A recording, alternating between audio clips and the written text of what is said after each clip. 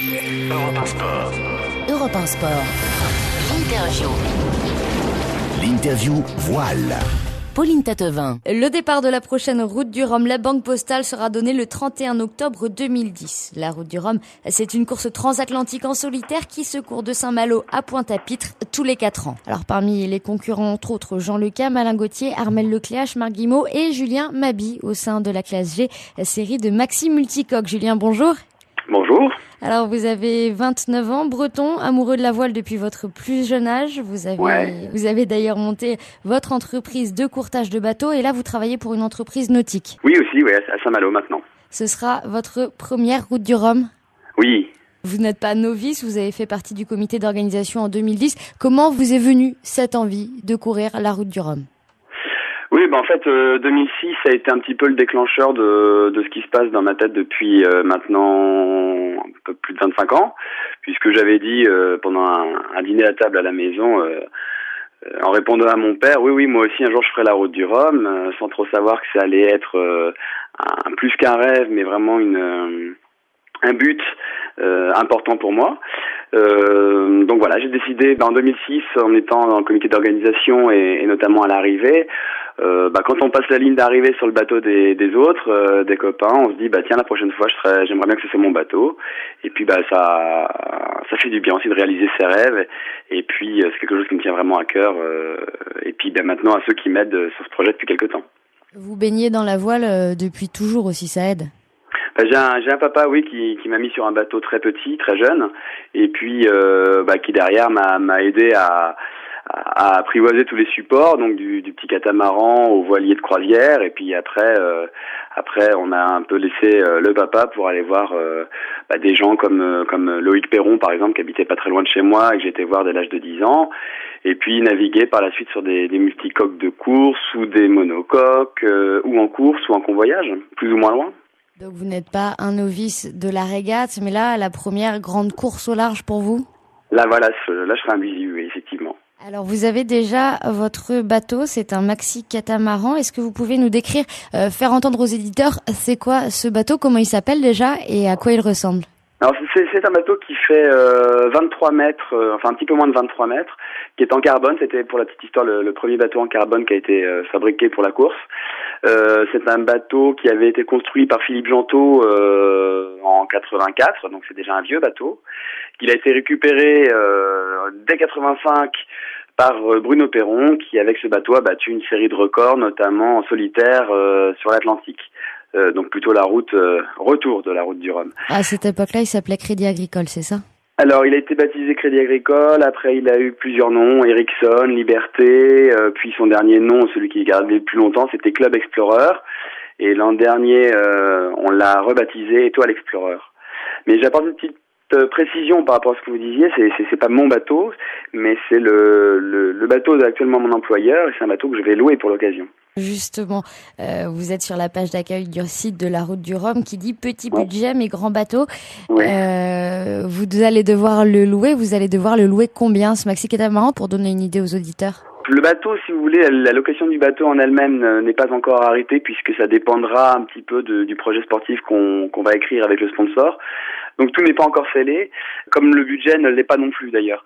C'est-à-dire que suivant les orientations et la puissance qu'on veut donner au projet, on peut avoir quelque chose vraiment alors à bas prix, je parle déjà de beaucoup d'argent, mais à bas prix, ou alors on décide de refaire le bateau à l'optimum et puis de le rendre plus compétitif qu'il ne l'est, même si on sait très bien qu'avec un bateau de 84, on ne gagnera pas la route du Rhum, c'est sûr. Déjà le faire, et pourquoi pas d'ailleurs ? Oui, tout à fait. Là où c'est intéressant, c'est que c'est un bateau qui fait donc la taille supérieure à ceux qui ont gagné la dernière route du Rhum, ce qui permet de faire revenir, puisque depuis 86, ils avaient complètement bloqué l'avenue des bateaux de plus de 18 mètres 28. C'est un petit peu à cause de l'histoire de Loïc Karadec et de sa disparition, où donc ils avaient décidé de limiter un petit peu les tailles de bateaux pour pouvoir être plus raisonnable et éviter des risques. On s'est rendu compte en faisant ça que finalement les bateaux étaient encore plus extrêmes et qu'on restait dans 18 mètres mais qu'ils étaient très très dangereux. Et puis que ça faisait rêver le public de voir des grands bateaux. Donc on se retrouve aujourd'hui avec des gens comme Francis Joyon qui émettait éventuellement l'idée de la faire. ou Tomakoville. Et nous, on va être avec ce bateau-là sur la classe reine donc de cette course. D'où le fait qu'on parle de petit budget, parce que dans la classe reine, normalement, les budgets sont vraiment très très importants. Et là, on va se retrouver avec une enveloppe beaucoup plus modeste par rapport à mes petits camarades.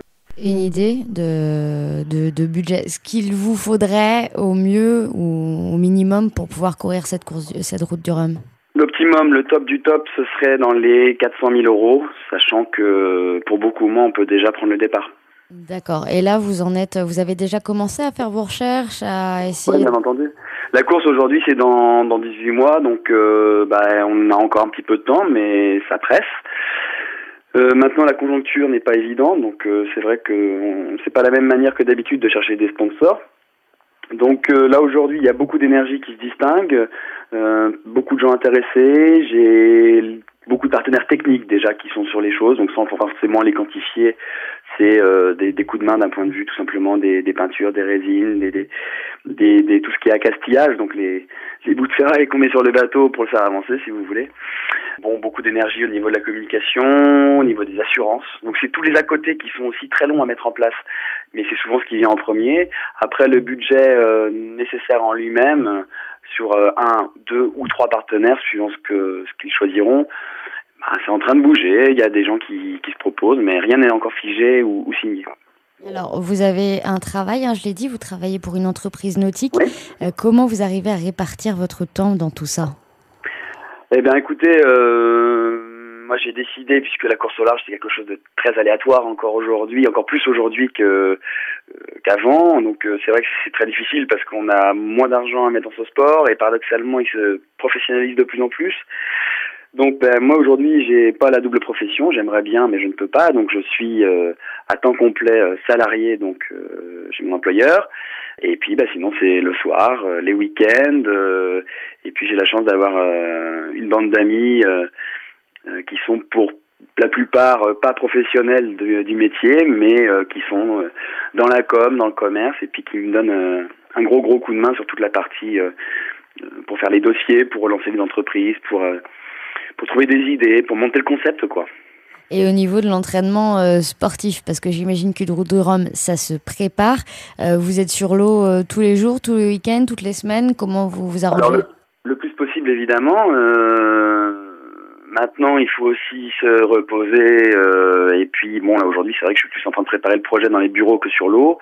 Dès qu'on a un petit peu d'assurance de prendre le départ, on va commencer à organiser le calendrier, c'est-à-dire que moi dans l'absolu j'aimerais bien louer le bateau cet été pendant au moins 1 mois, ce qui permettrait de faire des entraînements multiples et puis de faire aussi un cahier des charges exhaustif de tout ce qu'il faut sur le bateau. Donc tous les travaux à envisager, les modifications éventuelles, puisque le bateau aujourd'hui fait des sorties à la journée avec le grand public. Donc il n'est pas optimisé pour la configuration course. Et puis l'entraînement va reprendre bien après, dès que je pourrai, le week-end, et puis quelques mois avant le départ pour la route du Rhum. Il y a déjà la qualification au mois d'août, et puis ensuite ce sera de la navigation acharnée pour être au top sur le départ. À 18 mois, là, comment vous l'abordez? Ça vous fait un petit peu peur? Ça vous excite? Vous êtes dans quel état d'esprit par rapport à cette transatlantique? C'est un petit peu tout ça, c'est-à-dire qu'il y a des périodes de grande confiance où on a l'impression qu'on va vaincre tout le monde et qu'on va trouver le sponsor demain matin en se réveillant. Il y a des moments où on a envie de tout arrêter parce que c'est difficile, parce que il faut toujours avoir le même discours, toujours être convaincu, et qu'il y a des moments où on est fatigué.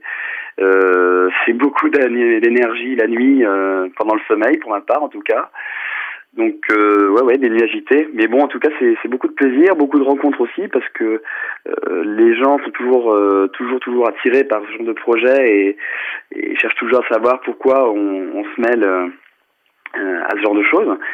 Et donc c'est aussi beaucoup de rencontres et beaucoup de joie pour moi d'expliquer ça aux gens et puis de montrer ma motivation, et puis c'est ce qui me motive aussi, oui, complètement pour y arriver.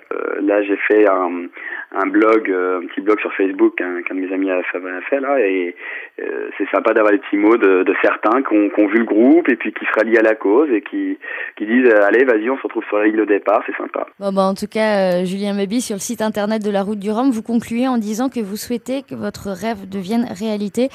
C'est tout ce qu'on vous souhaite. On vous souhaite bon courage pour toute cette course d'abord avant de recherche de budget. Pour la course pendant, on vous aura peut-être avant le départ, le 31 octobre 2010. Donc. Oui, comme vous voulez. Merci beaucoup de nous avoir accordé un petit peu de temps et puis bon courage, bon vent. Merci, au revoir. Au revoir.